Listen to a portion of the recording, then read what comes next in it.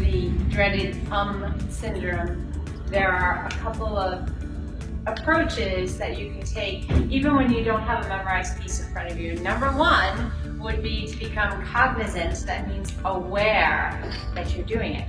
Give yourself a second and think of the word that you would like to choose, because it is so much more effective. Some people, though, they get so into their comfort zone, they're just stuck there.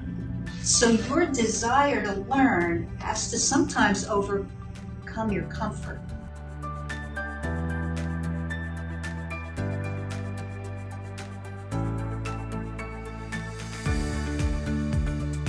I think this program really helped me a lot because I met some wonderful people and they did a lot of stuff that will help me in life. Like, I'm into acting, so I'll really use some of the techniques that you guys helped me with. I really enjoyed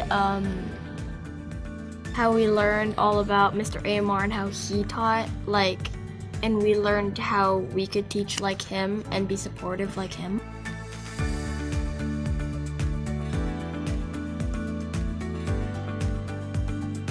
I like it a lot because it teaches me about time management, and I realized that I have to organize things ahead of time. I feel like it's something that I don't really teach them at home, and the teachers don't teach them at school, but they could get it from here. You have to start thinking of yourselves as having a constant body and mind connection. Everything in your life, we want you to move forward, learning how to balance things out, knowing that your body has to be as strong, as well equipped as your mind. So a little bit about myself. My name is Muskana. I'm 12 years old. I'm in the 7th grade. My favorite subjects are music and math.